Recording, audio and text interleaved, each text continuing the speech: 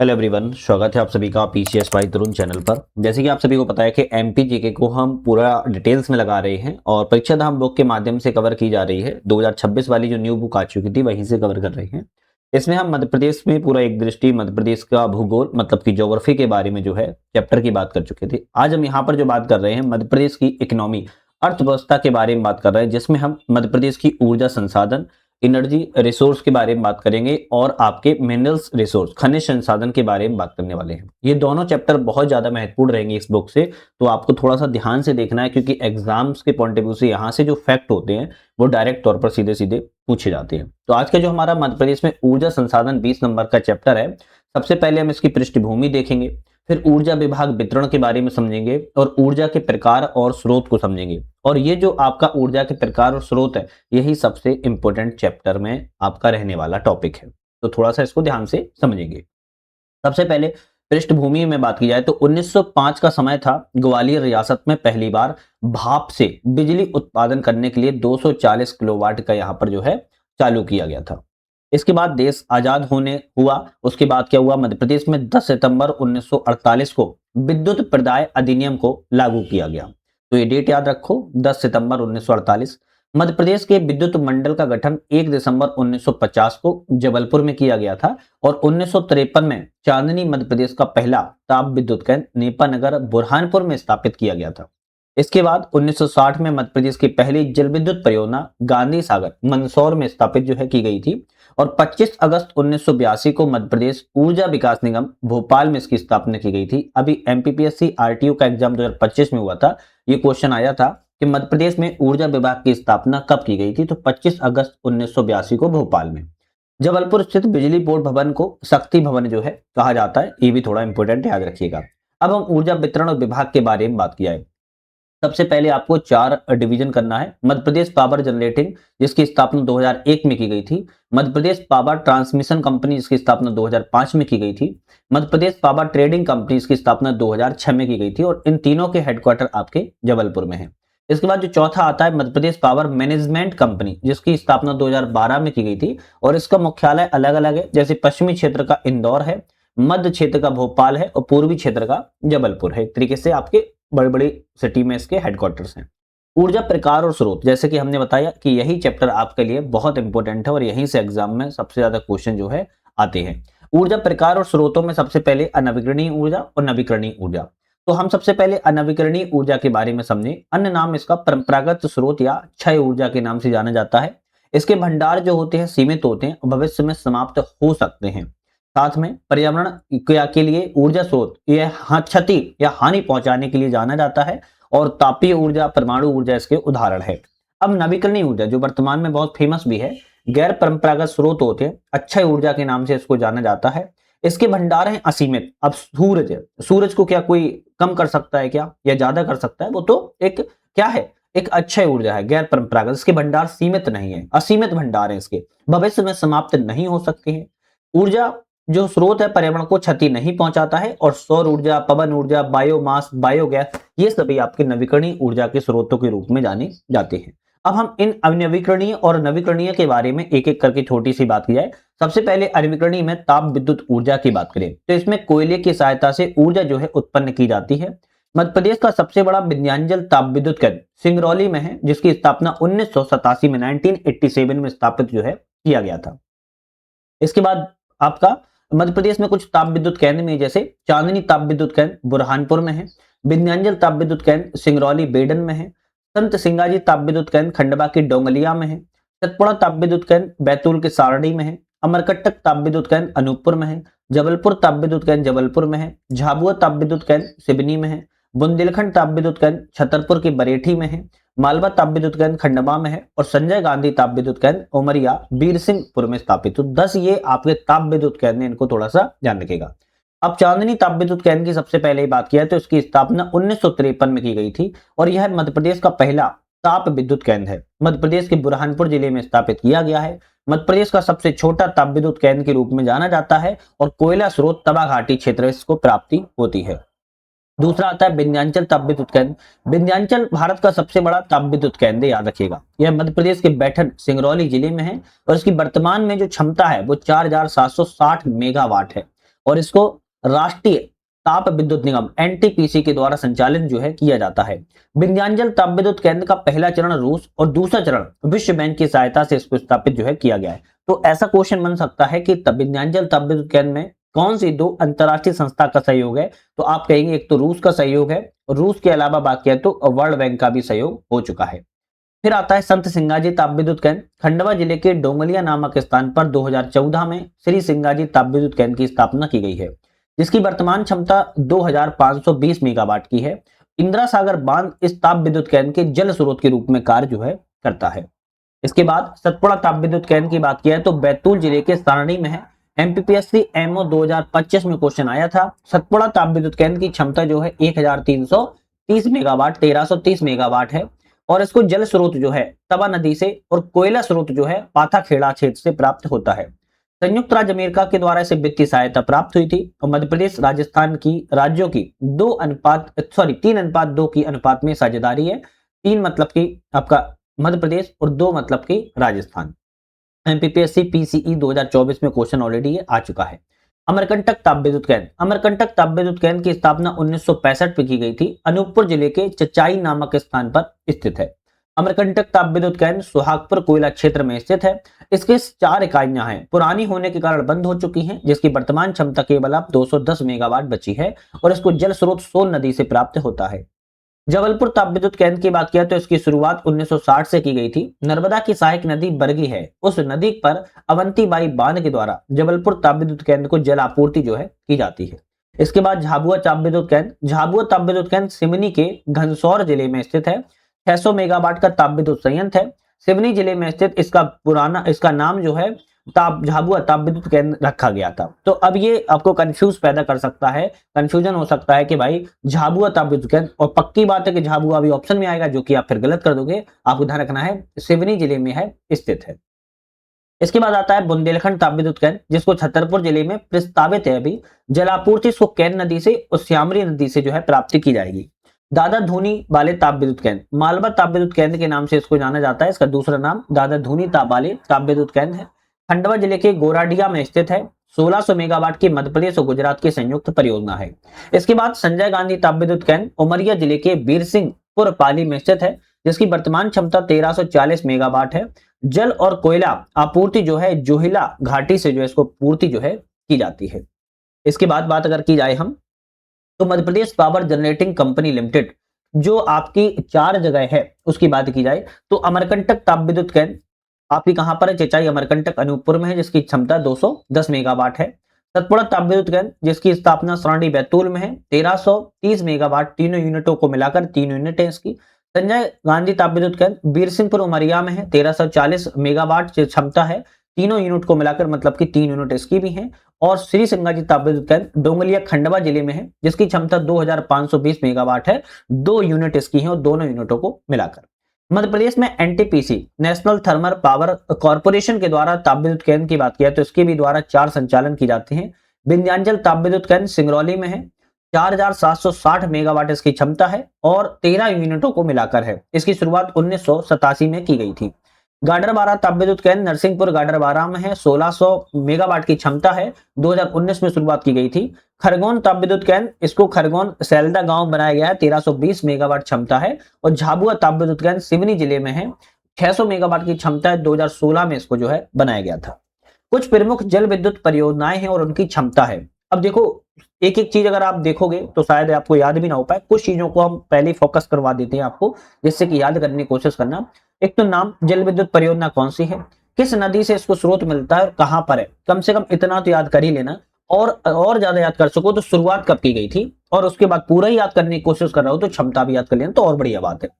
गांधी सागर जल विद्युत परियोजना। गांधी सागर जल विद्युत परियोजना चंबल नदी स्रोत है इसकी, मंदसौर में है। 115 मेगावाट क्षमता है, 1960 में शुरुआत की गई थी। पेंच तोतला डोही जल विद्युत परियोजना पेंच नदी पर है, नागपुर छिंदवाड़ा की सीमा पर। 160 मेगावाट क्षमता है, 1986 में शुरुआत की गई थी। रानी अवंतीबाई जल विद्युत परियोजना नर्मदा नदी पर है। नर्मदा नदी का मतलब रहता है यहाँ पर जल स्रोत किस नदी से प्राप्त होता है, इसको थोड़ा सा ध्यान रखिएगा, है ना। रानी अवंतीबाई जल विद्युत परियोजना नर्मदा नदी जल स्रोत के रूप में जानी जाती है। बरगी जबलपुर में है, 90 मेगावाट क्षमता है और 1988 में शुरुआत की गई थी। टोंस बाणसागर फर्स्ट परियोजना, है ना। टोंस बिहड़ नदी रीवा में है, 1315 मेगावाट की क्षमता 1991 में शुरुआत की गई थी। तिलपारा बाणसागर द्वितीय परियोजना की बात की जाए तो रीवा जिले में है, 30 मेगावाट क्षमता है, 2002 में शुरुआत की गई थी। देवलोन बाणसागर थर्ड परियोजना, सोन नदी से इसको स्रोत प्राप्त होता है, शहडोल जिले में है, 60 मेगावाट की क्षमता है, 2001 में शुरुआत की गई थी। झिन्ना बाणसागर फोर्थ परियोजना, क्योटी पूर्वा नहर से जल स्रोत प्राप्त होता है, सतना झिन्ना जिले में है, 20 मेगावाट की क्षमता है, 2006 में शुरुआत की गई थी। बीरसिंहपुर जल विद्युत परियोजना जोहिला नदी पर है, उमरिया जिले में, 20 मेगावाट की क्षमता 1991 में शुरुआत की गई है। राजघाट जल विद्युत परियोजना बेतवा नदी से जल स्रोत प्राप्त होता है, अशोकनगर जिले में है, 45 मेगावाट की क्षमता 1999 में शुरुआत की गई थी। खेड़ा जल विद्युत परियोजना सिंध नदी से जल स्रोत प्राप्त होता है, शिवपुरी में है, 60 मेगावाट की क्षमता है, 2006 में शुरुआत की गई थी। तवा जल विद्युत परियोजना तवा नदी से प्राप्त होता है, नर्मदापुरम जिले में है, 13.5 मेगावाट की क्षमता है। ओमकारेश्वर जल विद्युत परियोजना नर्मदा नदी से प्राप्त होता है, जल खंडवा जिले में है, 520 मेगावाट की क्षमता है। इसके बाद इंदिरा सागर जल विद्युत परियोजना नर्मदा नदी से स्रोत प्राप्त होता है, खंडवा जिले में ये भी है, 1000 मेगावाट की क्षमता है। और महेश्वर जल विद्युत परियोजना नर्मदा नदी से प्राप्त होता है, खरगोन जिले में है, 400 मेगावाट की इसकी क्या है क्षमता है। अब इसमें जो आपको मैंने अभी बताया था कि बाण सागर परियोजना के अंतर्गत कुछ विद्युत परियोजना है, जैसे बाण सागर फर्स्ट, बाण सागर द्वितीय, बाण सागर तृतीय, बाण सागर चतुर्थ, तो ये आपकी अलग अलग नामों से जानी जाती है। जैसे बाण सागर फर्स्ट जो है आपकी टोंस परियोजना रीवा जिले में है, दूसरी बाण सागर द्वितीय सिलपारा परियोजना रीवा जिले में है, ये भी आपकी बाण सागर तृतीय देवलोन परियोजना शहडोल जिले में है। उसके बाद बाण सागर चतुर्थ झिन्ना परियोजना सतना जिले में स्थित है, ध्यान रखिएगा। तो ये बाण सागर को अलग अलग नामों से जाना जाता है, इसको आपको ध्यान रखना होगा।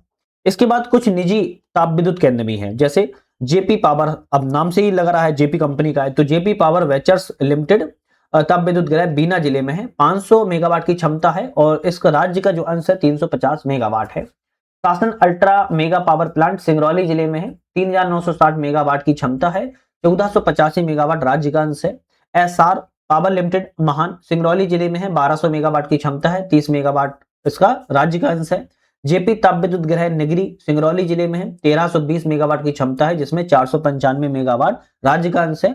और मोजर वेयर ताप विद्युत सुपर ताप विद्युत ग्रह अनूपपुर जिले में है, 1200 मेगावाट की क्षमता है, 420 मेगावाट राज्य का अंश है। अब ये जो प्राइवेट हैं इनको ध्यान रखना है, पांचों को याद कर लेना, क्योंकि कभी कभी एग्जाम में मिलाने के लिए आ जाते हैं। परमाणु ऊर्जा केंद्रों की बात की जाए सबसे पहले, तो इसमें यूरेनियम की सहायता से ऊर्जा को प्राप्त किया जाता है। तो पहला कॉन्सेप्ट क्लियर होना चाहिए, परमाणु ऊर्जा को यूरेनियम की सहायता से प्राप्त किया जाता है। चुटका परमाणु ऊर्जा केंद्र मंडला जिले में प्रस्तावित है। भीमपुर गोपालपुर परमाणु ऊर्जा केंद्र शिवपुरी जिले में प्रस्तावित है। तो अभी ये मंडला और शिवपुरी में दो प्रस्तावित है। ये क्या है? परमाणु ऊर्जा केंद्र है। अभी हमने अनविकरणीय ऊर्जा की बात की, अब हम बात करेंगे नवीकरणीय ऊर्जा की। और नवीकरणीय ऊर्जा में 5 आपके नवीकरणीय ऊर्जा स्रोत होने वाले हैं, जिसमें सौर ऊर्जा, पवन ऊर्जा, बायोमास ऊर्जा, बायोगैस ऊर्जा और बायो डीजल ऊर्जा। ध्यान रखिएगा। तो ये पांचों को हम एक एक करके अच्छे से बात करेंगे, जिसके सारे कॉन्सेप्ट आपके क्लियर हो जाए। मध्य प्रदेश सरकार सोलर पंप को बढ़ावा देने के लिए विनोबा भावे पुरस्कार प्रदान कर रही है, ये फैक्ट आप याद कर लेना। सबसे पहले नवीकरणीय ऊर्जा में सौर ऊर्जा की बात की जाए तो पहला सोलर आधारित टेलीकॉम एक्सचेंज शिवपुरी में स्थापित जो है किया गया था। पहला सौर ऊर्जा आधारित गांव कस्तूरबा गांव इंदौर में था। मध्य प्रदेश का पहला सौर ऊर्जा पार्क राजगढ़ जिले में स्थापित किया गया है। पूर्णतः सौर रसोई वाला देश का पहला गांव बांचा बैतूल जिला में है। सबसे बड़ा गर्म पानी करने का स्रोत सौर संयंत्र सांची डेयरी भोपाल में स्थापित जो है किया गया है। तो ये आपके सौर ऊर्जा से फैक्ट है। चलिए, कुछ सौर ऊर्जा प्लांट भी लगाए गए हैं, जैसे वेल्सपन सौर प्लांट भगवानपुरा नीमच में लाया गया है, जिसकी क्षमता व्यक्त की जाए 130 मेगावाट है। 26 फरवरी 2024 को इसको स्थापित जो है किया गया था। अल्ट्रा सोलर प्लांट गुड़ रीमा में है, मध्य प्रदेश का सबसे बड़ा सौर ऊर्जा प्लांट है, 750 मेगावाट की क्षमता है। 10 जुलाई 2020 को इसको स्थापित किया गया था, लेकिन दिल्ली मेट्रो को इसके द्वारा 24% की बिजली जो है प्रदान की जाती है। इसके अलावा सुवासरा सौर ऊर्जा प्लांट मंदसौर में है, 250 मेगावाट की क्षमता है। और floating solar power plant Omkareshwar Khandwa में है, 600 मेगावाट की इसमें क्या है परियोजना है। सौर ऊर्जा से संबंधित कुछ मुद्दे हैं, जैसे सोलर सिटी कहां पर है? सांची में है। 75 करोड़ की लागत से सांची को मध्य प्रदेश की पहली सोलर सिटी बनाया जाएगा। Chetan Singh Solanki solar man of India और सोलर गांधी के रूप में पहचाने जाने वाले प्रोफेसर चेतन सिंह सोलंकी अब मध्य प्रदेश में सोलर एनर्जी के ब्रांड एम्बेसडर बनने वाले हैं या बन चुके हैं। प्रदेश में प्रस्तावित सोलर प्लांट 25 नवंबर 2021 की बात किया तो अगर सोलर पावर प्लांट 500 मेगावाट क्षमता के साथ Shajapur solar power plant 450 megawatt क्षमता के साथ, Neemuch solar power plant 500 megawatt क्षमता के साथ स्थापित जो है किए जाएंगे, प्रस्तावित है अभी। अब सौर ऊर्जा के बाद पवन ऊर्जा की बात किया है, तो वायु की सहायता से ऊर्जा का जो उत्पादन किया जाता है उसे पवन ऊर्जा कहते हैं। मध्य प्रदेश की कोल पवन चक्की लगभग 150 देखने को मिलती है। कभी आपने थोड़ा सा पहाड़ी या जंगल इलाका से गुजरोगे तो आपको ऐसे न टरबाइन देखने को मिलते हैं जिसमें 3 पंखे लगे होते हैं और चलते रहते हैं, वो आपकी पवन ऊर्जा ही होती है। सर्वाधिक पवन चक्की लगाने वाला जिला कौन सा है पूछी जाए मध्य प्रदेश में, तो देवास जिला है। पवन ऊर्जा उत्पादन करने के लिए 808 से 25 मीटर प्रति सेकंड वायु की गति आदर्श मानी जाती है। अगर ये गति चल रही है तो आदर्श गति है। मध्य प्रदेश में सर्वप्रथम 1995 में देवास जिले में जाम गोदरानी में पवन चक्की स्थापित जो है की गई थी और सबसे ज्यादा पवन चक्की देवास जिले में ही है। जाम गोदरानी में 15 मेगावाट की कुल 64 पवन चक्कियां स्थापित जो है की गई है। पवन ऊर्जा क्षेत्रों की बात किया जैसे जाम गोदरानी देवास में है, नागदा उज्जैन में है, नागदा देवास में है, मामटखेड़ा रतलाम में है और कुकड़ू बैतूल में। ये कुछ पवन ऊर्जा क्षेत्र है जहां पर जो है पवन चक्कियां लगाई जा सकती हैं। बायोमास ऊर्जा की अगर बात की जाए तो बायोमास ऊर्जा अपशिष्ट पदार्थों जैसे कचरा, धान भूसी, गन्ना भूसी, सरसों के डंठल आदि से जो है बायोमास ऊर्जा को प्राप्त की जाती है। भारत का पहला बायोमास गांव कसाई बैतूल जिले में स्थापित जो है किया गया था। बायोमास ऊर्जा जादूखेड़ा धार जिले में धान परेली भूसी आधारित संयंत्र लगाया गया है। ग्वालियर खंडवा कटवा गांव में आपके गन्ना खोए के लिए आधारित संयंत्र लगाए गए हैं। मुरैना में सरसों के ठंडल के लिए आधारित संयंत्र को जो है लगाया गया है। और ऊर्जा बजट से संबंधित कुछ फैक्ट है जैसे नवीकरणीय ऊर्जा के मामले में मध्य प्रदेश का स्थान 6वां है भारत में। पवन ऊर्जा के मामले में मध्य प्रदेश का स्थान 8वां है भारत में। सौर ऊर्जा के मामले में मध्य प्रदेश का स्थान 4था है भारत में। लघुपन बिजली के प्रदेश में स्थान जो है 4था है। 2023-24 में प्रति व्यक्ति बिजली की उपलब्धता 1332 किलोवाट थी। ध्यान रखिएगा वर्तमान में कितनी हो चुकी है कमेंट करके जरूर बताइएगा।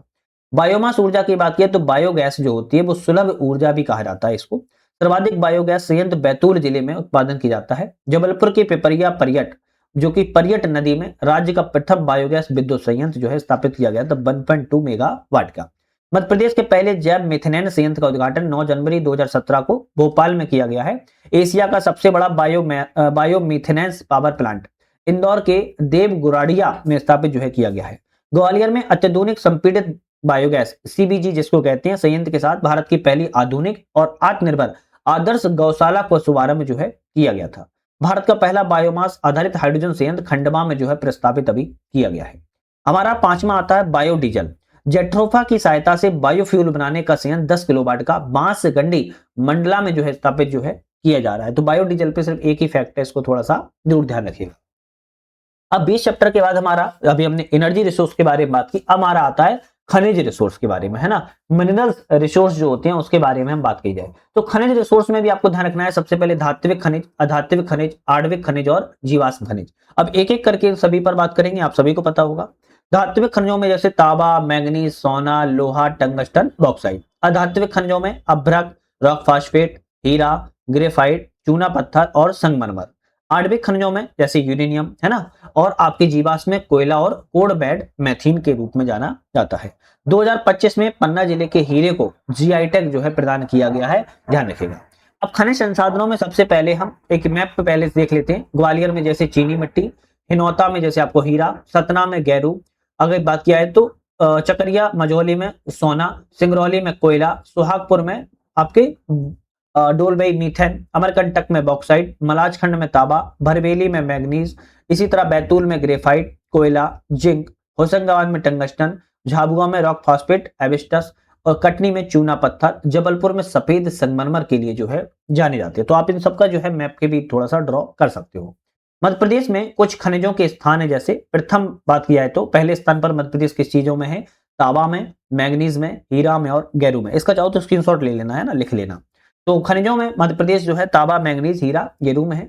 दूसरा स्थान रॉक फास्फेट, चूना पत्थर में है। चौथा स्थान कोयला में मध्य प्रदेश का है और 6वां स्थान लोहे एस और बॉक्साइट में मध्य प्रदेश का स्थान है। तो ये आपके जो प्रथम, द्वितीय और चतुर्थ और 6वें स्थान मध्य प्रदेश में एग्जाम में डायरेक्ट आते हैं, इसको ध्यान रखना। सबसे पहले हम धात्विक खनिजों की बात की जाए, है ना। धात्विक खनिजों में सबसे पहले तांबा की बात की जाए। तांबा के जो उत्पादक जिला है वो बालाघाट, छिंदवाड़ा है। और प्रमुख क्षेत्र की बात किया तो बालाघाट जिला का मलाजखंड, शीतलापानी, गिधरी, जट्टा, गड़ी डोंगरी, धोरली है। विशेष रूप से तांबा नगरी मलाजखंड बालाघाट को जो है कहा जाता है और यहाँ पर हिंदुस्तान कॉपर लिमिटेड तांबे का जो है उत्खनन करती है। इसी तरह मैंगनीज की बात किया है तो उत्पादक जिले बालाघाट छिंदवाड़ा है। प्रमुख क्षेत्र में बालाघाट में बात किया तो भरवेली, तिरोड़ी, रमरमा और मिरगपुर है। वही छिंदवाड़ा में काचीढाना, गोबरी, बधोना है। जबलपुर कटनी में गौसलपुर है।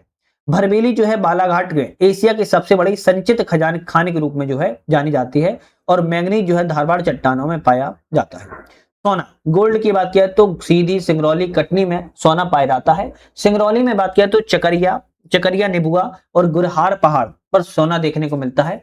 सीधी में मजोली और कटनी में इमलिया में जो है आपके क्षेत्र है। कटनी के इमलिया गांव में 2017 में सोने के भंडार जो है प्राप्त हुए हैं और सिंगरौली की चकरिया गांव में 2019 में सोने के भंडार प्राप्त हुए हैं। चौथा आता है लो एस्क। लो एस्क में बात किया तो जबलपुर, कटनी प्रमुख उत्पादक जिले हैं। कटनी में विजय राघवगढ़ और कन्हर वाड़ा पहाड़ी जो आपका क्षेत्र है। जबलपुर में सरौली, सिहोरा और अगरिया है। लोहा कैम्ब्रियन चट्टानों में पाया जाता है। मध्य प्रदेश का लोहा उत्खननकार बेल्ला डिला लिमिटेड छत्तीसगढ़ जो है करती है। टंगस्टन की बात किया तो उत्पादक जिला नर्मदापुरम है। प्रमुख क्षेत्र नर्मदापुरम में आगर गांव है। वोल्फ्राम टंगस्टन धातु का महत्वपूर्ण अयस्क के रूप में जाना जाता है। ये फैक्ट इंपोर्टेंट है। इसके बाद सीसा लेड की बात किया तो प्रमुख उत्पादक जिले नर्मदापुरम, दतिया है और इसका प्रमुख अयस्क गैलेना के रूप में जाना जाता है। कोरडम की बात किया तो उत्पादक जिले सिंगरौली, सीधी है। सिंगरौली में पिपरा, सिंगरौली सीधी में परकोटा है और कोरडम एल्यूमिनियम का अयस्क है। इसी तरह बॉक्साइट की बात किया तो बालाघाट, अनूपपुर, शहडोल जिले उत्पादक जिले हैं। 2025 में क्वेश्चन आ चुका है। अनूपपुर में बात किया तो अमरकंटक, पसमाना दादर, खपड़ी पानी, देवसनी पहाड़ ये सब आपके क्षेत्र हैं। सतना में नागौद। बालाघाट में बात किया तो बेहर पठार, मुंडी दादर, तालाबोनी और मालतीगढ़ है। बॉक्साइट जो होता है एल्यूमिनियम का अयस्क होता है, ध्यान रखिएगा। उत्तर प्रदेश के रेडोकुट एल्यूमिनियम संयंत्र को अमरकंटक से बॉक्साइट निर्यात जो है किया जाता है। 1908 में सर्वप्रथम कटनी में इसका जो है उत्खनन किया गया था। वहीं डोलोमाइट की बात किया तो उत्पादक जिले मंडला, बालाघाट, नरसिंहपुर एवं झाबुआ है। बालाघाट का रमरमा, छिंदवाड़ा का पेपर पानी, सिवनी का दूल्हापुर, मंडला डिंडोली का मुगदरा पहाड़ी और झाबुआ का आमकूट अमोना है। मैग्नीशियम एक का क्या है, एक अयस्क है। टिन की बात किया तो उत्पादक जिला बैतूल है और कैसीटेराइट भी इसको कहा जाता है, ध्यान रखिएगा। इसके बाद अगर बात किया है अधात्विक खनिजों की, अभी हमने धात्विक खनिज बात की, अब अधात्विक खनिजों में बात किया तो अभ्रक। अभ्रक का उत्पादक जिला बालाघाट, ग्वालियर है। मध्य प्रदेश में मस्कोबाइट और बायोटाइट प्रकार का अभ्रक मिलता है। फेल्सपरक अभ्रक सह उत्पाद जो कि जबलपुर एवं शहडोल में पाया जाता है। रॉक फास्फेट की बात अगर की जाए तो उत्पादक जिला झाबुआ, खरगोन, सागर है। गुना NFL में उर्वरक बनाने के लिए इसका उपयोग जो है किया जाता है। इसी तरह डायमंड हीरा की बात करें तो पन्ना, सतना, छतरपुर जिले में जाना जाता है। पन्ना में हिनोता, मजगबा और रामखेरिया में पाया जाता है। छतरपुर में अंगोर में और सतना में कोटारिया में हीरा पाया जाता है। मध्य प्रदेश का प्रथम डायमंड म्यूजियम खजुराहो में प्रस्तावित किया गया है। मजगबा क्षेत्र में किम्बरलाइट पाइप हीरा के प्रमुख स्रोत है। मध्य प्रदेश का प्रथम डायमंड पार्क पन्ना में प्रस्तावित किया गया है। इसी तरह ग्रेफाइट की बात किया तो उत्पादक जिले बैतूल, ग्वालियर और झाबुआ है। बैतूल में गोदना, टिकरी, चिकलार है। झाबुआ में जोबट, रामपुर है। ग्वालियर में छतगुड़ी है। हिंदुस्तान इलेक्ट्रो ग्रेफाइट मंडीदीप में स्थित है। ग्रेफाइट का उपयोग पेंट, बैटरी, पेंसिल बनाने में किया जाता है। चूना पत्थर की बात किया तो कटनी, जबलपुर, सतना इसके प्रमुख जिले हैं। मेहर, भदनपुर, झुकेरी। सतना की बात किया तो नागौद, बेला। रीवा में बनकुइया, रामनई, नौबस्ता। नीमच में नीम बेहरा में पाया जाता है। चूना नगरी कटनी को जो है कहा जाता है। संगमरमर की बात किया है तो जबलपुर में पाया जाता है, उत्पादक जिला है। जबलपुर में सफेद पाया जाता है, ग्वालियर में लाल और हरा पाया जाता है, सिवनी, बैतूल में रंगीन पाया जाता है। तो ये तीनों क्षेत्रों में अलग अलग रंग के संगमरमर पाए जाते हैं, तो इनको भी आपको ध्यान रखना होगा। मध्य प्रदेश की आर्कियन युग की चट्टानों में जो है संगमरमर प्राप्त किया जाता है। सूरमा की बात किया तो सूरमा का उत्पादक जिला जबलपुर है। एंटीमनी सूरमा का वर्गीकरण उपधातु के रूप में किया जाता है। एबेस्टस के उत्पादक जिला की बात किया झाबुआ है। इसका उपयोग प्रेस आयरन के हत्थे में जो है किया जाता है। बायराइट की बात किया तो उत्पादक जिला टीकमगढ़, देवास है। बोरियम सल्फेट में भी इसको कहा जाता है। गेरू की बात किया तो उत्पादक जिला सतना है। सतना के जेतवारा क्षेत्र में इसका प्रमुख क्षेत्र उत्पादन के लिए जाना जाता है। गेरू उत्पादन में भारत में मध्य प्रदेश का प्रथम स्थान देखने को मिलता है। डायस्पोर या पायरोफ्लाइट की बात किया तो टीकमगढ़, छतरपुर, सिवनी, शिवपुरी जिले में पाया जाता है।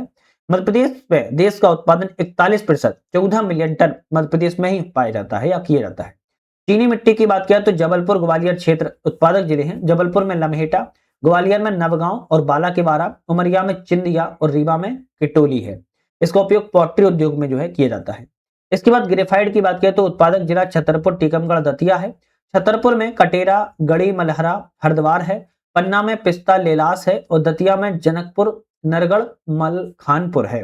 छतरपुर जिले में ग्रेनाइट का खनन जो है मेसर्स फॉर्च्यून स्टोन लिमिटेड के द्वारा जो है किया जाता है। अब हम आणविक जीवाश्म खनिजों की बात किया, सबसे पहले यूरेनियम की बात किया तो शहडोल उत्पादक जिला है और यूरेनियम का प्रमुख अयस्क पिंच ब्लेड के रूप में जाना जाता है।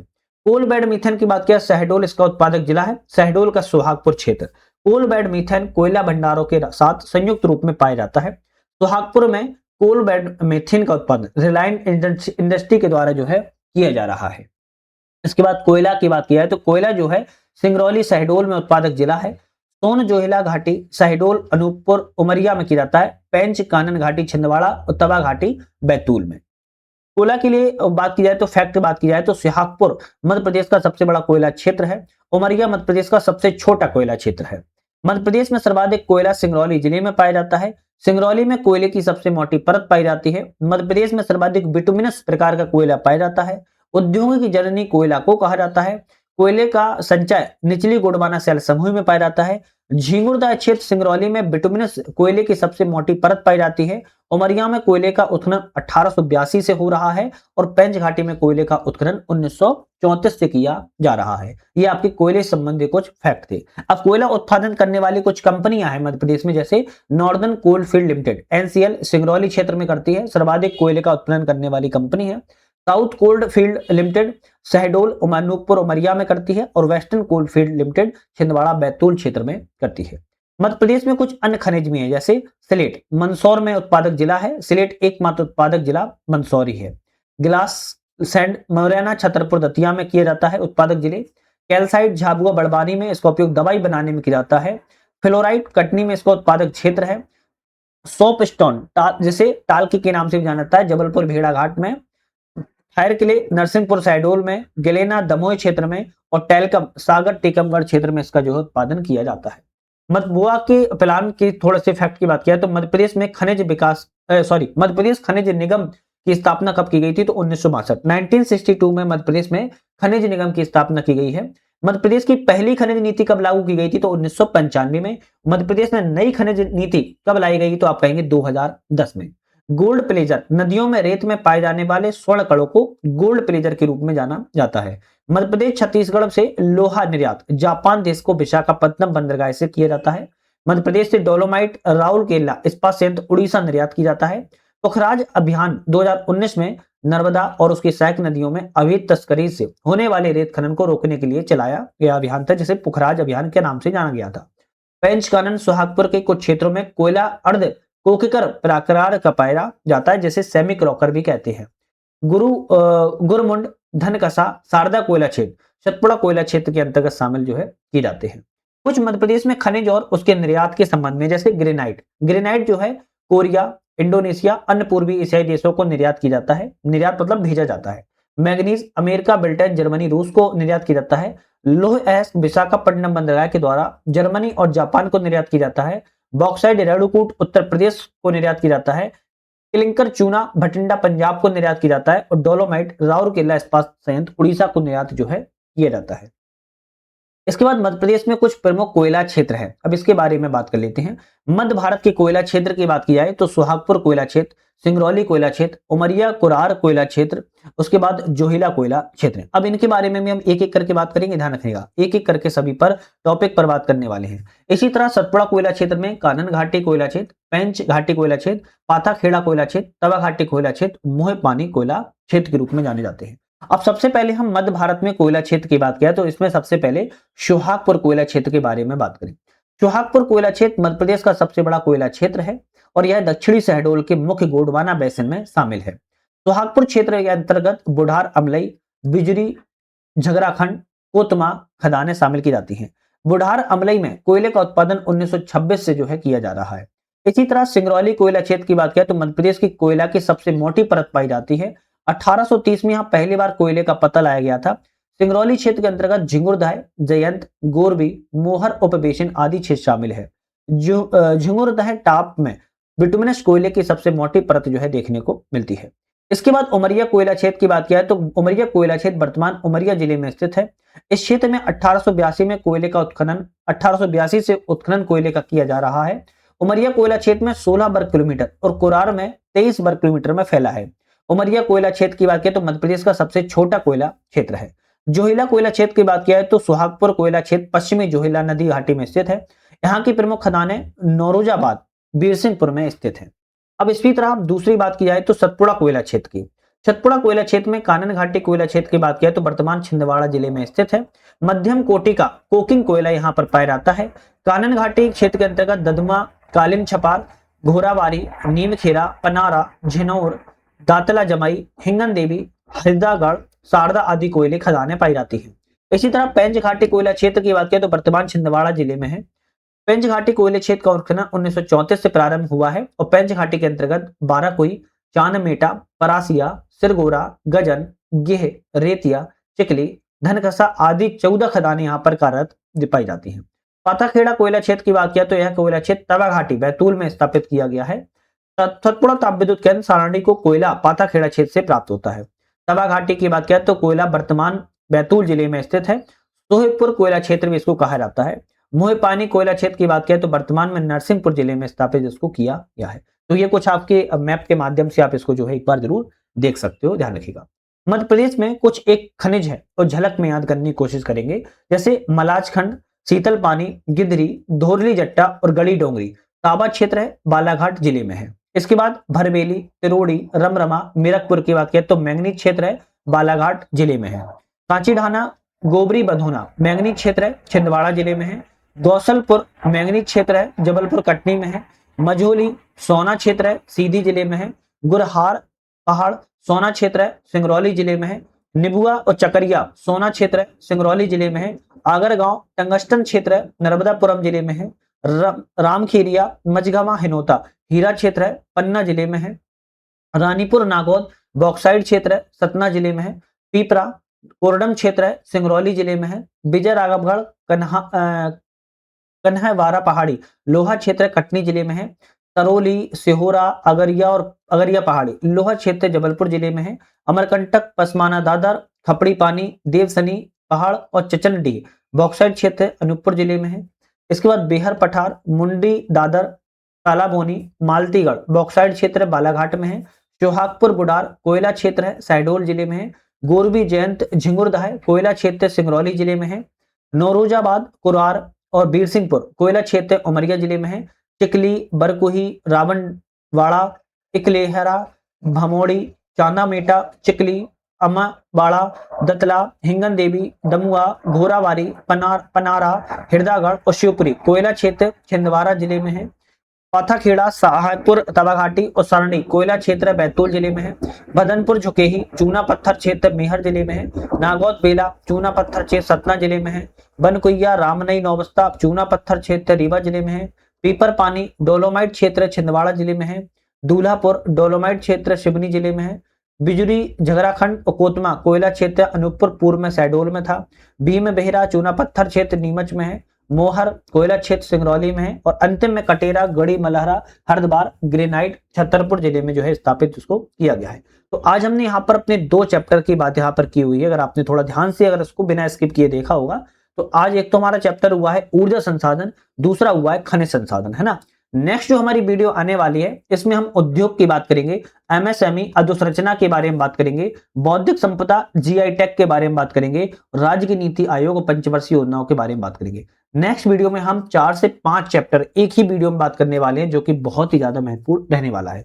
तो आप लोग थोड़ा ध्यान से देखिएगा। बाकी हमारा ऐप भी आ चुका है जिसका नाम है यूपीएससी नग, है ना। और कोई भी आपको परेशानी है तो हमने यहाँ पर नंबर भी दिया हुआ है, अपना नंबर पे आप बात जो है कर सकते हो 7985977368। आप इस पर कॉल कर सकते हो और अपनी बात को जो है सामने रख सकते हो। कोई भी आपको ऐप पे परेशानी आती है या फिर आपको किसी भी चीज के लिए समाधान चाहिए तो आप कॉल कर सकते हो।